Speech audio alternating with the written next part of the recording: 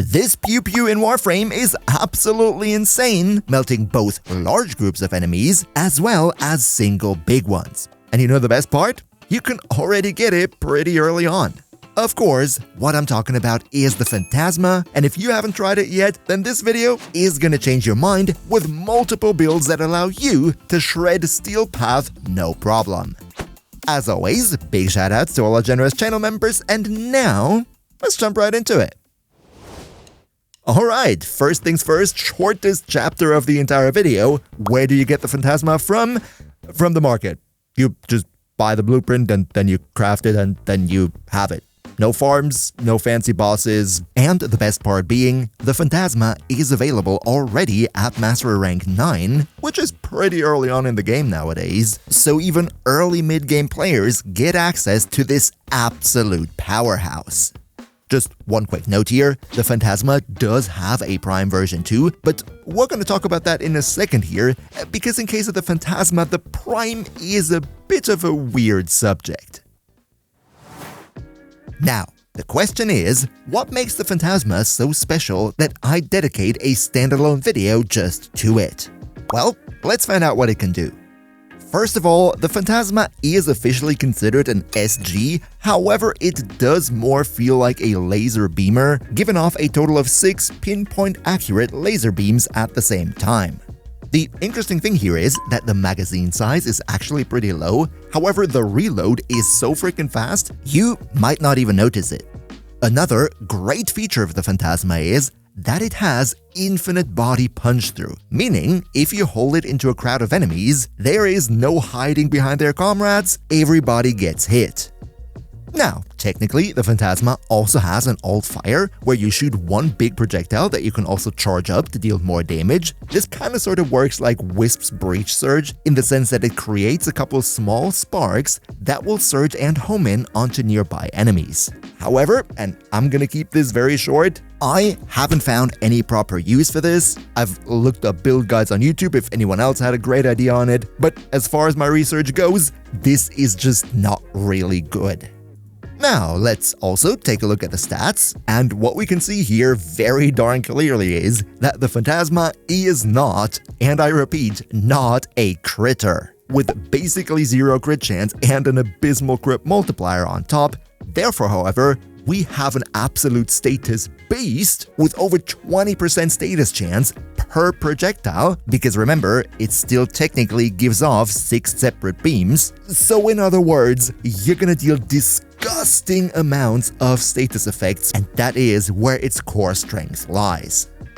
But while this is very good against tons of high-level enemies, I should mention that this also comes with limitations, because against enemies that are immune to status effects, or those that can only have a maximum of 4 status effects per type on them, like acolytes for example, the Phantasma is completely useless, and you're well advised to have some other tool in your arsenal that can take care of these foes.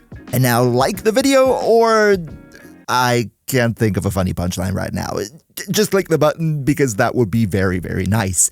Thank you so much for your support. Before we get into the builds, there is one chapter in this video that usually doesn't occur in my other guides, but for the Phantasma, it is something that I do need to talk about. And that is the difference between the normal and the Prime version.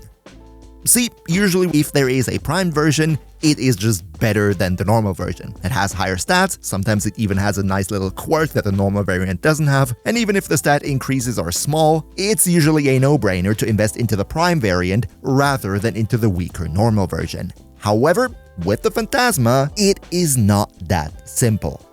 See, if we compare the Prime to the normal variant, then we notice that the only stat increases for the Prime are in those places where we really don't care about. I mean, sure, it gets a bit more maximum ammo, the beam range is a little bit longer, and we get a minuscule increase in crit chance and crit damage, but as we just established, you usually don't build for it, meaning that all those stat increases matter very little to the actual performance in the mission. However, one thing that might matter to you is that the Phantasma Prime has a lower Riven disposition, 0.75, in comparison to the normal Phantasma's dispo of 1.05.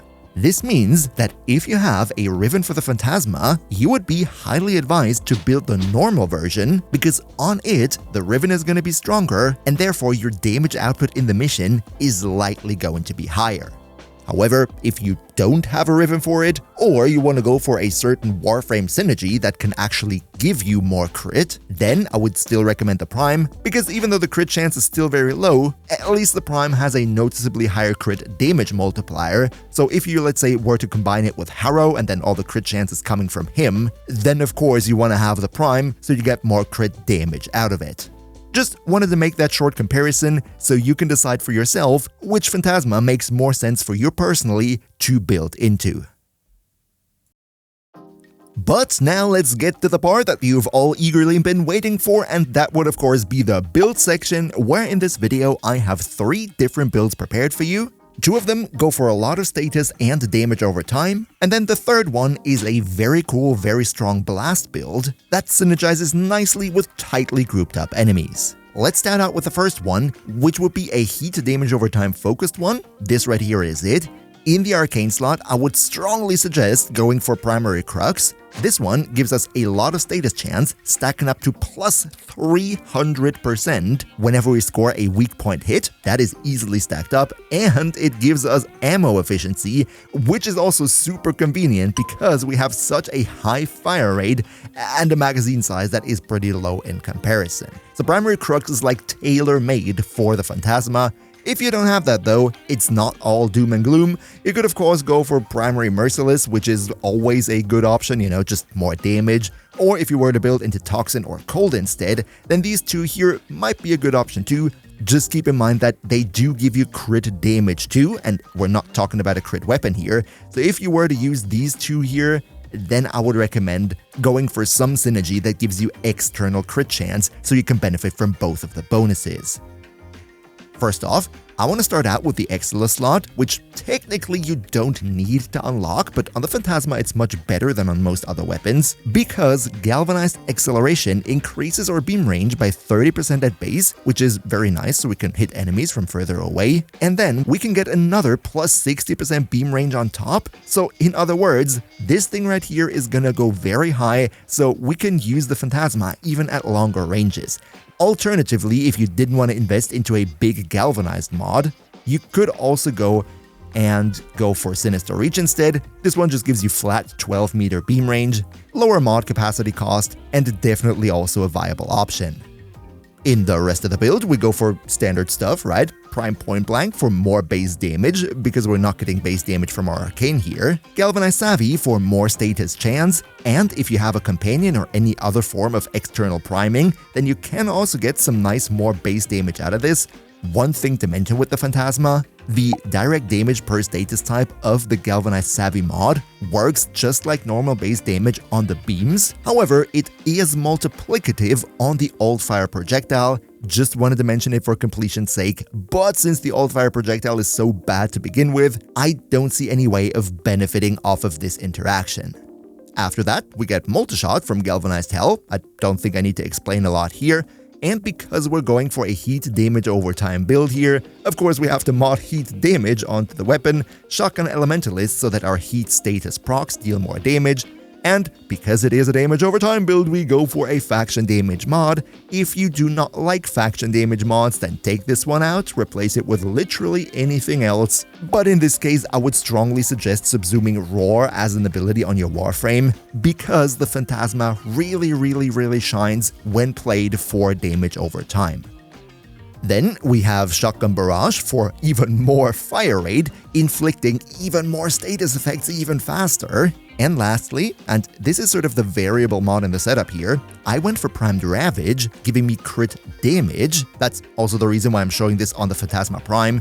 This heat damage over time build is focused into crit a bit, because this one is meant to be played in the hands of Harrow or in the hands of any other Warframe with flat external crit buffs.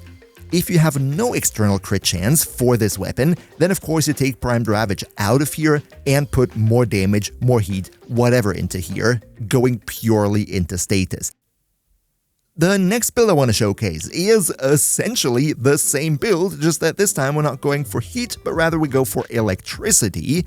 This one is specifically nice if you're facing bigger groups of smaller enemies and they are all clumped together, because the electricity status effect has a little bit of an AoE to it, so you can hit multiple enemies at the same time, and in contrast to the heat DOT build, electricity works a little bit differently, in the sense that the first damage over time tick of electricity hits right away and not only after the first second. So also here, specifically against smaller, weaker type enemies, I think electricity is a nicer option than heat.